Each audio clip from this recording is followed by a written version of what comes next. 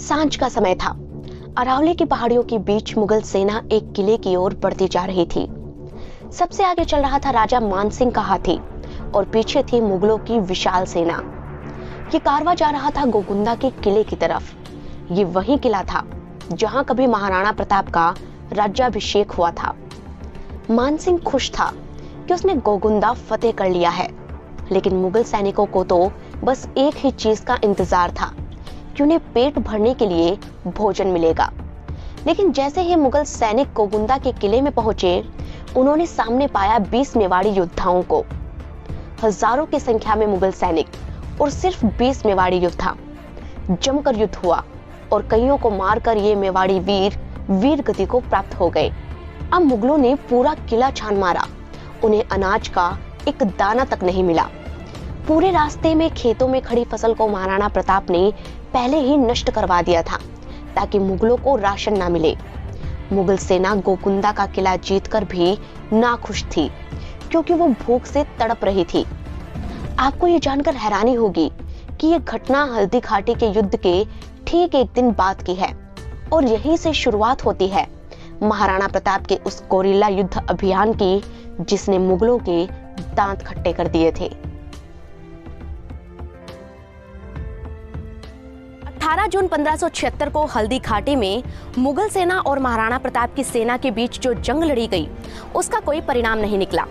इस युद्ध के बारे में कहा जाता है कि ना राणा हारे और ना अकबर जीता, क्योंकि मानसिंह 80,000 मुगलों की फौज के साथ भी महाराणा को पकड़ ना सका। इस बात से अकबर बेहद खफा था। उसने मानसिंह की ड्योढ़ी भी बंद करवा दी थी, यानी कि उनके दरबार में आने पर भी रोक लगा दी थी। इधर महाराणा प्रताप का सब कुछ इस युद्ध में लगभग खत्म हो चुका था, लेकिन फिर भी राणा कैसे उठ खड़े हुए, कैसे उन्होंने मुगलों के छक्के छुड़ाए, इसकी कहानी बेहद दिलचस्प है। हल्दी घाटी के युद्ध के बाद महाराणा प्रताप और उनके सैनिक कोल्यारी गांव में अपने घावों का इलाज करवा रहे थे। महाराणा प्रताप इस जंग में बहुत से सैनिक और धन गंवा चुके थे, लेकिन वो एक भी दिन चैन से नहीं बैठे और भामा शाह के सहयोग से उन्होंने फिर से सैन्य बल तैयार करना शुरू किया।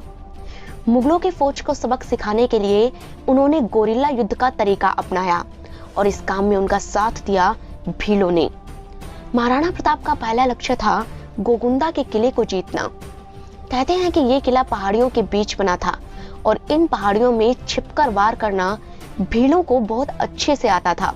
महाराणा प्रताप ने भीलों को तैयार करके पूरे रास्ते पर नाकाबंदी करवा दी थी। मुगलों ने गोकुंदा के किले पर कब्जा तो कर लिया था, लेकिन अब मुगल सेना की परेशानी और बढ़ गई। उनके पास खाने के लिए कुछ नहीं था, ना रास्ते में कहीं राशन मिला था और ना ही किले के अंदर कुछ मिला। जब मुगल सेना किले के बाहर राशन लेने आती तो भील उन पर आक्रमण कर देते। इससे डर कर मुगल अंदर ही छिपकर रह गए। भूख से परेशान मुगलों ने अपने ही घोड़े काट कर खाने शुरू कर दिए थे। ये वही घोड़े थे जिन्होंने न जाने कितनी ही जंग में इन मुगलों का साथ दिया था। अब दोस्तों, एक तरफ महाराणा प्रताप थे जो अपने घोड़े चेतक की मौत पर आंसू बहा रहे थे, तो वहीं दूसरी तरफ मुगल अपने ही घोड़े काट कर खा रहे थे। कहते हैं कि गोकुंदा के इन पहाड़ियों में भीलों से मुकाबला करना मुश्किल ही नहीं, नामुमकिन था, क्योंकि ये अचानक से वार करते और अचानक गायब हो जाते। इनके डर से मुगल सैनिक अकेले बाहर नहीं निकलते, बल्कि छोटे छोटे टुकड़ियों में खाना तलाशने जाया करते थे। इस इलाके में उन्हें खाने के लिए सिर्फ मांस और आम ही मिलते थे। इस घटना का जिक्र करते हुए मुगल इतिहासकार बदायूनी लिखते हैं, वहाँ आम बहुत होते हैं। इस इलाके में एक एक शेर का एक आम होता है, पर इनमें मिठास और खुशबू ज्यादा नहीं है। सिपाहियों को रोटी नहीं मिल रही थी और वो लगातार आम खा खा कर बीमार पड़ने लगे। इधर महाराणा प्रताप तो खुद उस राजसी जीवन को ठुकराकर इन पहाड़ों में रहने आए थे। भील उन्हें बहुत चाहते थे। वो उन्हें कीका कहकर बुलाते थे, जिसका मतलब गुजराती भाषा में बेटा होता है। भील महाराणा प्रताप से इतना प्यार करते थे कि वो उनके लिए मरने मारने को भी तैयार रहते थे। ये इतने स्वामी भक्त थे कि इन्हें कभी मुगल खरीद नहीं पाए। ये बहुत ही खास अंदाज में मुगलों पर आक्रमण करते थे। कहते हैं कि जब भी मुगलों के लिए राशन आता तो भील एक खास तरह की आवाज निकाला करते थे, जिससे पहाड़ियों में छिपे दूसरे भील सैनिक और राजपूत सैनिक अलर्ट हो जाते और राशन ले जा रही मुगल सेना पर धावा बोल देते। जब तक कि मुगल सेना कुछ समझ पाती तब तक उन पर तीरों की बौछार हो जाया करती थी और मुगल मारे जाते। इसके बाद भील राशन सामग्री को लूट लिया करते थे और मुगल सेना खाने का इंतजार ही करती रह जाती। मुगल सिपाहियों की हालत इतनी खराब हो चुकी थी कि वो बंजारों से भी अनाज लूटने लगे थे। इसलिए महाराणा प्रताप के सैनिक बंजारों को भी मुगलों के करीब नहीं जाने देते थे। अकबर और उसकी सेना के कमांडर ये समझ नहीं पा रहे थे कि आखिर कैसे गोगुंदा में सैनिकों तक खाना पहुंचाया जाए। सिर्फ 3 महीनों में ही महाराणा प्रताप ने मुगल सेना की हालत खस्ता कर दी थी। अकबर की सेना के बड़े सिपाही गोगुंदा के किले से भाग गए थे, लेकिन अभी भी मुगलों की एक बड़ी फौज वहां पर थी। पर इन फौजियों का मनोबल भूख के कारण अब खत्म हो चुका था और ये लड़ने के लिए तैयार नहीं थे। ये सही समय था। राणा प्रताप ने फिर गोगुंदा पर आक्रमण किया। भीषण युद्ध हुआ और मुगल सेना ढेर हो गई। बहुत सारे मुगल सैनिक वहां से भाग छूटे और महाराणा प्रताप जीत गए। हल्दी घाटी की जंग के बाद गोगुंदा की जीत महाराणा प्रताप की पहली फतेह थी। इस जीत ने महाराणा की सेना को एक नई उमंग से भर दिया। लेकिन जब इस बात का पता अकबर को चला तो वो गुस्से से पागल हो गया।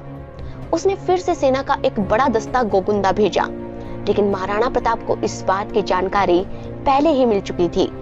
उन्होंने किले को खाली करने का आदेश दिया। राणा के सैनिक और भील वहां से चले गए।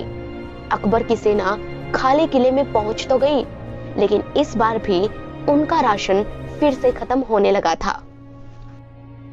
दरअसल राणा प्रताप गोगुंदा के किले में बहुत कम राशन रखते थे, ताकि अगर मुगल उस किले में आ भी जाए तो किला आसानी से खाली किया जा सके। खाली किले में मुगल आते, कुछ दिन के लिए रहते और फिर वो राशन की कमी से भूखों मरने लगते। कुछ समय बाद महाराणा प्रताप की फौज फिर उन पर हमला कर देती और किले पर वापस जीत हासिल कर लेती। इस तरह मुगलों को बार बार गोगुंदा में हार का सामना करना पड़ता। यहीं से महाराणा प्रताप के विजय का अभियान शुरू होता है। कहते हैं कि भील राणा प्रताप के स्वामी भक्त योद्धा थे। मुगल चाहकर भी और लालच देकर भी उन्हें अपनी तरफ नहीं कर पाए। वहीं भामाशाह जैसे दानवीर की अथाह संपत्ति ने महाराणा प्रताप को नई फौज खड़ी करने के लिए ऊर्जा दी। सफल तरीके से छापामार युद्ध करते हुए महाराणा प्रताप की सेना ने एक के बाद एक करके मेवाड़ के बहुत सारे हिस्सों पर अपना अधिकार जमा लिया। उनकी सेना ने मुगलों के थाने नष्ट कर दिए। मुगलों की चौकियों को लूट लिया गया। मेवाड़ में सिक्के भी महाराणा प्रताप के ही चलते थे। करीब 25 साल के संघर्ष के बावजूद भी अकबर कभी महाराणा प्रताप को झुका नहीं सका। अकबर इतना परेशान हो गया था कि आखिरकार उसने मेवाड़ से अपना ध्यान हटा लिया। महाराणा प्रताप स्वतंत्र थे और स्वतंत्र ही रहे।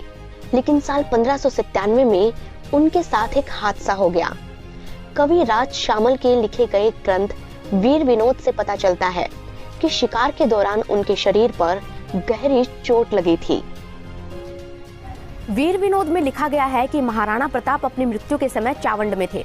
उनके चारों तरफ उनके सामंत बैठे थे और महाराणा प्रताप को दुखी देखकर सलुम्बर के सामंत महाराणा चुंडा ने प्रताप से पूछा कि आप इतने दुखी क्यों हैं? आखिर आपके प्राण आपके शरीर को आसानी से क्यों नहीं छोड़ रहे?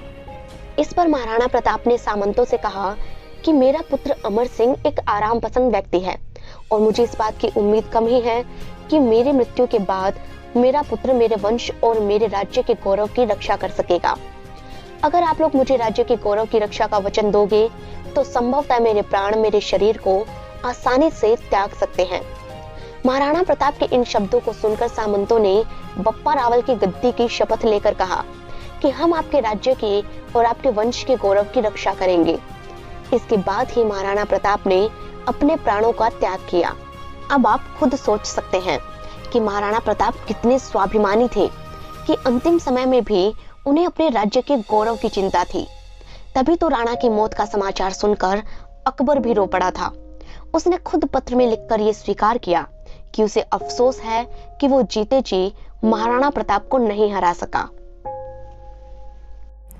कहते हैं कि महाराणा प्रताप इतने बलशाली थे कि उन्होंने अकबर के सेनापति बहलोल खान को घोड़े समेत काट डाला था। इस घटना के बाद से अकबर में महाराणा प्रताप का इतना खौफ बैठ गया कि वो कभी किसी युद्ध में उनके सामने नहीं आया।